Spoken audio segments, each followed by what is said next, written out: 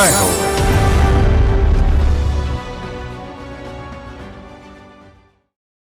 నమస్కారం. సామాన్యుల అసమాన విజయగీతిక ఈటీవీ జయహోకు స్వాగతం.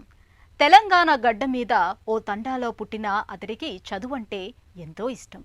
కానీ ఇంట్లో దుర్భర దారిద్ర్యం. దీపం వెలుగులో అక్షరాలు దిద్దుకొని సంక్షోభంలోనే అవకాశాలు వెతుక్కున్నారు. ప్రతిభ స్వయం కృషితో డాక్టర్ అయ్యారు. నిరుపేదలు నిర్భాగ్యుల జీవన రేఖగా మారారు. ఇక అసోంలో వేలాది వన్యప్రాణులను కాపాడి కాజీరంగ జాతీయ ఉద్యానవనానికి జీవకళ తెచ్చారు ఓ కారుణ్యమూర్తి. విభిన్న స్ఫూర్తి కథనాల జై హో మీకోసం. జై హో.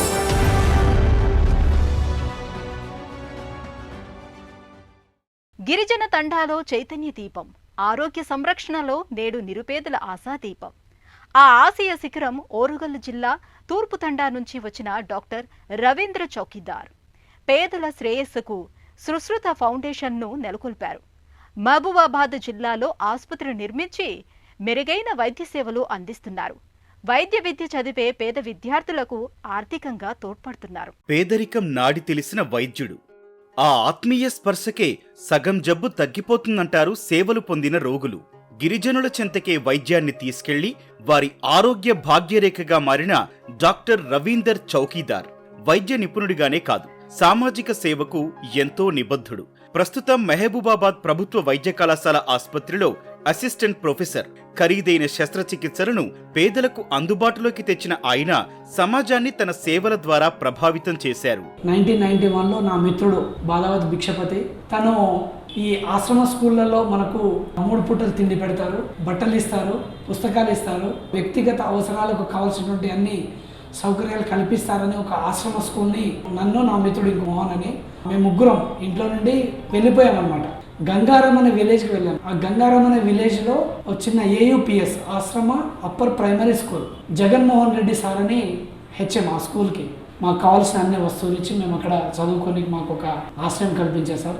డాక్టర్ రవీందర్ 2006లో Sushruta foundation for health, culture and education ను స్థాపించారు. ప్రాచీన శస్త్రచికిత్స నిపుణుడు సుశ్రుతిని పేరిట 2017లో అధికారికంగా రిజిస్టర్ చేశారు. తక్కువ ఖర్చుతో శస్త్రచికిత్సలు అందించటం ఈ ఫౌండేషన్ ముఖ్య ఆశయం. గుళ్లు నిర్మించే వారికి సాయపడుతోంది. మరో దిశగా పేద విద్యార్థుల చదువుకు పుస్తకాలు, బోధనా రుసుమును చెల్లిస్తోంది. సుశ్రుతుడు ఏంటంటే శస్త్రచికిత్స ద్వారా ఒక రోగిని ఏ విధంగా ఉపశమనం కలిగించాలి. సుశ్రుతుడి కాలం ఏంటిది, ఆ కాలంలో ఆయన చేసినటువంటి శస్త్రచికిత్సలు ఏంటిది, ఆయన వల్ల ఉపశమనం ఎలా పొందారు అనేది బాగా ఇన్స్పైరింగ్ అనిపించి నేను సుశ్రుత ఫౌండేషన్ అనేది ఏ విధంగా మొదలు పెట్టాలని అప్పట్లో 2006-2007లో నాకు బీజం పోసింది. సుశ్రుత ఫౌండేషన్ యొక్క ఆవిర్భావానికి ముఖ్య కారణం ఉస్మానియా మెడికల్ కాలేజ్ చుట్టుపక్కల స్లమ్ ఏరియాస్. సో అందుకే నా యొక్క సనాతన సుశ్రుత ఫౌండేషన్ ఏముంటాయంటే 3 ఐటమ్స్ ఉంటాయి. సనాతన Sushruta foundation for health, culture and education. Doctor Ravinder Telangana రాష్ట్రం వరంగల్ జిల్లా తూర్పు తండాలో పుట్టారు. తండ్రి రోజూ కూలి. రేపటి పొద్దు ముద్ద దొరుకుతుందో లేదు. అలాంటి దుర్భర స్థితిలో పెద్ద చదువులు, భవిష్యత్తు ఆలోచనలు పెద్ద మాటలే. కానీ రవీందర్ అనేక సవాళ్లను అధిగమించి సంక్షోభంలోని అవకాశాలు సృష్టించుకున్నారు. చిన్న తండా నుంచి వచ్చి పెద్ద సర్జన్ కావటం వెనుక ఆయన కృషి, పట్టుదల, దృఢ సంకల్పం నిరుపమానం. తను ప్రేమించిన చదువు కోసం బాల్యంలో ఇళ్లు వదిలి వెళ్లారు. ఆశయం నెరవేర్చుకున్నారు. చదువు అలా సాగిపోయింది. ఉస్మానియాలో MBBS లో ప్రవేశం దొరికింది. ఒక టీచర్ల సహాయంతో, మిత్రుల సహాయంతో గుంటూరు సిద్ధార్థ కాలేజీలో ఇంటర్మీడియట్ కంప్లీట్ చేసి అక్కడ నుండి డైరెక్ట్ ఉస్మానియాలో 2000 సంవత్సరంలో MBBS ప్రవేశం పొందడం జరిగింది. MBBS ఉస్మానియాలో జాయిన్ అయ్యాక 2006 వరకు MBBS కంప్లీట్ చేసింది. 2000 సంవత్సరం నుండి 2006 సంవత్సరం మధ్యలో RSS తోటి అనుబంధం జరిగి అక్కడ సేవా కార్యక్రమాలు చేయడం మొదలుపెట్టాం. ఉస్మానియా చుట్టుపక్కల ఉన్నటువంటి అఫ్జల్ గంజ్, చాదర్ఘట్, కింగ్కోట్ ఏరియాలలో కొన్ని స్లమ్ ఏరియాస్ ఉండేవి అన్నమాట. బస్తీలలో టాబ్లెట్లు ఇవ్వడం, తర్వాత వాళ్ళకు ఆరోగ్యానికి సంబంధించిన సూచనలు ఇచ్చుకుంటూ వాళ్ళలో కలిసి వాళ్లకు మేము చదువు చెప్పడం అనేది జరిగింది. ప్రభుత్వ ఆధ్వర్యంలో ఆరోగ్య సంరక్షణ లోపాలు, సామర్థ్యలేమిని డాక్టర్ రవీందర్ గ్రహించారు. వైద్యం అందరికీ అందుబాటులోకి తేవటానికి వేదికను ఏర్పాటు చేశారు. అదే తొలుత ప్రస్తావించిన సుశ్రుత ఫౌండేషన్. పేద గిరిజనులకు మెరుగైన ఆరోగ్య సంరక్షణను అందుబాటులోకి తెచ్చేందుకే ఈ ఫౌండేషన్ ఏర్పాటైంది. పేద మహిళ రుక్మిణమ్మకు లక్షల ఖరీదైన శస్త్రచికిత్సను మహబూబాబాద్ ఆసుపత్రిలో కేవలం 1,00,000 లోపే అందించారు. ఆయన చేసిన ఆపరేషన్ గిరిజనులకు శస్త్రచికిత్సలను చేరువ చేసింది. లంగ్ క్యాన్సర్తో తండ్రి చేస్తోన్న పోరాటం, ఆ వైద్య ఖర్చులు రవీందర్ను ఆలోచనలో పడవేశాయి. డబ్బుల కారణంగా వైద్యం ఆగకూడదని నిశ్చయించారు. నేను బీయింగ్ ఏ సర్జన్గా మానుకోట జిల్లా కేంద్రానికి వచ్చిన తర్వాత నేను ఒక హాస్పిటల్లో పనిచేసేవాడిని. సొంత నిర్ణయాలు తీసుకోలేకపోయేవాడిని, ఎందుకంటే ఆర్థికంగా మనకు కొన్ని వెసులుబాట్లు ఉండవన్నమాట. అందుకని చెప్పేసి 2023 సెప్టెంబర్లో దీన్ని నేను స్టార్ట్ చేయడం జరిగింది. ఇప్పుడు నా దగ్గరికి పేషెంట్లు రావాలి అంటే వ్యక్తిగతంగా నేనన్నా వాళ్ళకి సేవా కార్యక్రమాలు తెలవాలి, లేకపోతే రారు వాళ్ళు. అలా అని చెప్పి నేనేం చేశానంటే నా దగ్గరికి వచ్చే పేషెంట్లకి సర్జన్గా నేను తీసుకునేటువంటి ఏదైతే అమౌంట్ ఉందో అది నేను తీసుకోవాలి. తను ఎదిగి వచ్చిన నేపథ్యంతో డాక్టర్ రవీందర్కు పేదలంటే ఆర్తి, చదువుకునే వాళ్లంటే ఇష్టం. వాళ్ల కష్టాలు తనవిగా భావించి ఆదుకుంటున్నారు. తనలా కష్టాల్లో పెరిగి చదువుతోన్న మెడిసిన్ విద్యార్థులకు ఆర్థిక సాయం అందిస్తున్నారు. పేదరిక నిర్మూలనకు డాక్టర్ రవీందర్ ఫౌండేషన్ కృషి చేస్తోంది. నేను ప్రభుత్వ ఉద్యోగంలో ఉన్నా కానీ ప్రతి ఆదివారం ఏదో ఒక విలేజ్లో ప్రతి పల్లెకు వెళ్ళడం, మనం ఉన్నంతసేపైనా మనకు చేతనైనంత వెళ్ళి అక్కడి ప్రజలకు అవగాహన కల్పించడం జరుగుతుంది. డాక్టర్ రవీందర్ తీరిక వేళ కుటుంబ సభ్యులతో సేద తీరతారు. అయినా ఆదివారాల్లో వీలైనప్పుడల్లా పల్లెలకు వెళ్లి ఆరోగ్యం, విద్య, సేద్యంపై ప్రజల్లో చైతన్యం నింపుతున్నారు. పేద పిల్లల ఆలోచన ధోరణి మార్పునకు స్వయంగా ట్యూషన్లు చెబుతున్నారు. తను చెప్పే విద్య దేశానికే ఒక ఆదర్శ నమూనాగా నిలవాలని, ఆరోగ్య, విద్య, వైజ్ఞానికంగా దేశం సుసంపన్నం కావాలన్నది డాక్టర్ రవీందర్ ఆకాంక్ష.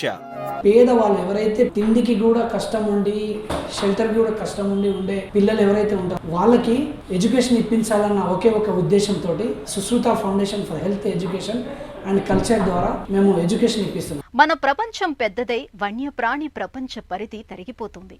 అందుకే అవి వనాల నుంచి జనారణ్యాలకు వచ్చి ప్రమాదాలకు గురవుతున్నాయి. వేటగాళ్ల ఉచ్చులో పడేవి, అక్రమ రవాణాదారుల వలలో చిక్కేవి, ప్రకృతి వైపరీత్యాలతో తల్లడిల్లేవి. అగ్ని ప్రమాదాలు, వరదలు, అడవి జంతువులకు ఆపదలు చుట్టూ పొంచి ఉంటాయి. వాటిని అలాంటి ఉపద్రవాలు, పెను ప్రమాదాల నుంచి కాపాడే ఆపద్బాంధవుడు అస్సోంలో ఉన్నారు. కాజీరంగా జాతీయ వనం పరిధిలో వేలాది వన్యప్రాణులను కాపాడిన ఆ కథానాయకుడు మనోజ్ గొగోయ్ కథ ఇది. ఈశాన్య రాష్ట్రంలో అదో హరిత బృందావనం, జీవ వైవిధ్య నందనం. కాజీరంగా జాతీయ వనం అసోం సగర్వంగా పరిచయం చేసుకునే ఒంటికొమ్ము ఖడ్గమృగాలు, చిరుతలు, చిత్తడి జింకలు, నీటి గేదెలకు నెలవైన నేల. అక్కడ వీటన్నింటినీ కాపాడే ఓ ఆపద్బాంధవుడున్నారు. అసమాన ఖ్యాతి గడించిన ఆ వన్యప్రాణి సంరక్షకుడు మనోజ్ గొగోయ్. కాజీరంగా జాతీయ వనం సమీపంలో బొచగావ్లో పుట్టారు. ఆయనకి చిన్నప్పటి నుంచి ప్రకృతి, ప్రాణకోటి అంటే ఎంతో ప్రేమ. వనజీవులతో అనుబంధంతో బతుకుదెరువుకు బాట వేసుకున్నారు. పర్యాటకుల గైడ్గా, జీప్ డ్రైవర్గా జీవన మార్గాన్ని మలుచుకున్నారు. మనోజ్ నేటిదాకా 6000 జంతువులను ఆపద నుంచి రక్షించారు. చిన్నప్పటి నుంచి నేను కాజీరంగ ప్రాంతంలో వన్యప్రాణుల పరిస్థితిని నిశితంగా గమనిస్తున్నాను. ముఖ్యంగా వరదల సమయం, వాటికి కష్టకాలం. వాటి దయనీయ స్థితిని చూస్తే నాకు గుండె బద్దలవుతుంది. అవి ఈదుతూ ఎత్తైన ప్రదేశాలకు చేరతాయి. ప్రాణాలు కాపాడుకోవడానికి ఇళ్లలోకి వస్తుంటాయి. రహదారులు దాటుతూ కొన్ని జంతువులు వాహనాలు ఢీకొని చనిపోతుంటాయి. చిన్నప్పుడు తపన ఉన్నా ఏమీ చేయలేకపోయాను. పెద్దయ్యాక చెయ్యాలి అని ఆనాడే అనుకున్నాను. తొలుత నా శక్తి మేరకు వాటిని కాపాడాను. 2025 నుంచి వన్యప్రాణుల సంరక్షణకు అధికారికంగా పనిచేశాను. 2007లో పాములను కాపాడడం ఆరంభించాను. తర్వాత నా పనిని మరింత విస్తృతం చేసుకున్నాను. ఇతర జంతువులను సైతం రక్షించాను. పక్షి జాతులను కాపాడాను. నిత్యం సఫారీ టూర్లు, పర్యాటకులకు జాతీయ వనాన్ని పరిచయం చేయటమే మనోజ్ ఏకైక కార్యక్రమం. ఈ క్రమంలో 2005లో సఫారీ టూర్ సందర్భాన బాంబే నేచురల్ హిస్టరీ సొసైటీకి ప్రతినిధి ఆశో వర్మతో పరిచయం మనోజ్ జీవితంలో ఓ మేలుమలుపు. వర్మ ప్రోత్సాహంతో ఆసక్తి పెరిగింది. వన్యప్రాణి సంరక్షణకే అంకితం కావాలని నిర్ణయించుకున్నారు. మనోజ్ 2006లో ముంబైలో నెల రోజులు ప్రత్యేక శిక్షణ పొందారు. ఇక సవాళ్ళంటారా, ప్రతి పనిలో కష్టం ఉంటుంది. ఈ క్రమంలో అనవసర వ్యాఖ్యలు, విమర్శలు మన చెవిన పడతాయి. పరికరాల లభ్యత లేకపోవడం నుంచి ఎన్నో సమస్యలుంటాయి. నేను ఆపదలో పడిన జంతువులను కాపాడడం ఆరంభించినప్పుడు ఆర్థిక పరిమితులుండేవి. తొలుత సైకిల్ మీద తిరిగేవాణ్ణి. తర్వాత పర్యాటకులకు గైడ్గా పనిచేశాను. వారు బహుమతిగా ఇచ్చే డబ్బును దాచిపెట్టి పరికరాల కొనుగోలుకు వెచ్చించాను.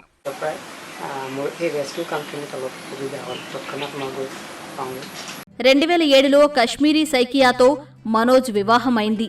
ఇటు కుటుంబ జీవనం, అటు వృత్తి ధర్మం సమయంతో సమన్వయం చేసుకున్నారు. 2008లో కొద్ది మంది వాలంటీర్లతో naturalist for rescue of snakes and birds NRSBని నెలకొల్పారు. పాములు, పక్షుల సంరక్షణపై దృష్టి పెట్టారు. కాజీరంగలో వన్యప్రాణి సంరక్షణకు అనేక సంస్థలు, సంఘాలు పనిచేస్తున్నాయి. 2008లో ఈ ధ్యేయంతోనే నేను ఓ స్వచ్ఛంద సంస్థను నెలకొల్పాను. 2014 నుంచి 20 మధ్య నేను ఉద్యోగిగా కార్బెట్ ఫౌండేషన్తో చాలా సన్నిహితంగా మెలిగాను. జాతీయ ఉద్యానవనంలో వన్యప్రాణి రక్షణకు, చుట్టూ నివసించే ప్రజల సంరక్షణకు కార్బెట్ ఫౌండేషన్ ఎంతో చొరవ తీసుకుంది. వారితో కలిసి పనిచేయడం వన్యప్రాణుల్ని కాపాడే నా చర్యలకు ఎంతో ఉపకరించింది. వన్యప్రాణుల సంరక్షణను ప్రాణాస్పదంగా భావించే మనోజ్ అభిరుచిని అతడి కుటుంబం ప్రోత్సహించింది. కుమార్తె భూమి సహకరించింది. రక్షించిన జంతువులతో మనోజ్ ఇల్లే ఒక వన్యప్రాణి సంరక్షణ కేంద్రాన్ని తలపించింది. నాకు పెద్ద పనేమీ ఉండేది కాదు. అయినా చదువు పూర్తి కాలేదు. మధ్యలోనే వదిలేశాను. బతకడానికి నా సొంతంగా ఏదైనా చేయాలనుకున్నారు. నాకు డ్రైవింగ్ వచ్చినందువల్ల ఒక కారు అద్దెకు తీసుకుని పర్యాటకులకు టూర్లు నిర్వహించాను. 1994 నుంచి పర్యాటకులకు జంతువులు, పక్షుల్ని పరిచయం చేసే గైడ్గా పనిచేశాను.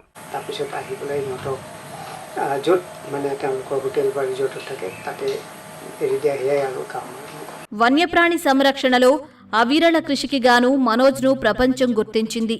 2014లో the Corbett foundation wildlife warrior పురస్కారంతో సత్కరించింది.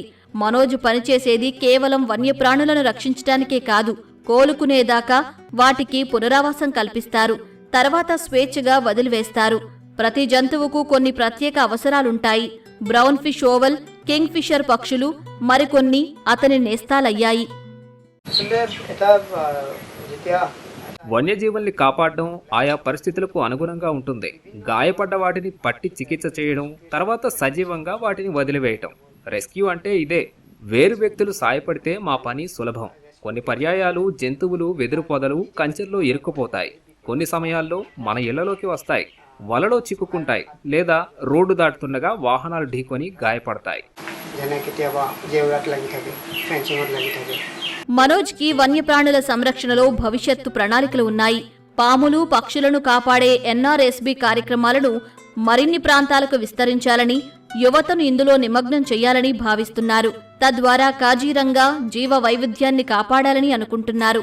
జీవ వైవిధ్య పరిరక్షణలో మనోజ్ చేస్తున్న కార్యక్రమాలు ఒక ఆదర్శ నమూనా. అతడు దేశ వన్యప్రాణి సంరక్షణ రంగానికి ఇస్తున్న నజరాన. అతని వారసత్వం సదా స్ఫూర్తిదాయకం. వన్యజీవులు, జీవజాతుల పరిరక్షణపై యువతరంలో అవగాహన తేవడం నా ప్రధాన లక్ష్యాల్లో ఒకటి. నేను వారికి కొంత సమయం గడుపుతాను. పక్షులపై అధ్యయనంలో, వాటిని కాపాడే కార్యక్రమాల్లో నిమగ్నం చేస్తాను. ఈ దిశగా గ్రామాల్లో అవగాహన కార్యక్రమాలు నిర్వహించాల్సి ఉంటుంది. పక్షులు, వన్యప్రాణులు కోల్పోయిన ఆవాసాల్ని పునరుద్ధరణకు మాకింకా సమయం ఉంది. ఈ లక్ష్య సాధనకు అంతా కలిసి పనిచేయాలి.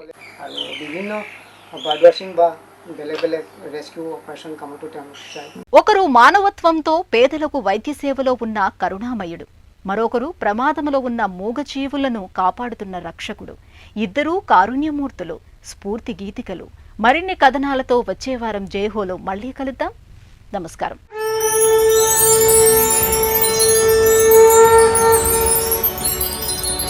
జై హో.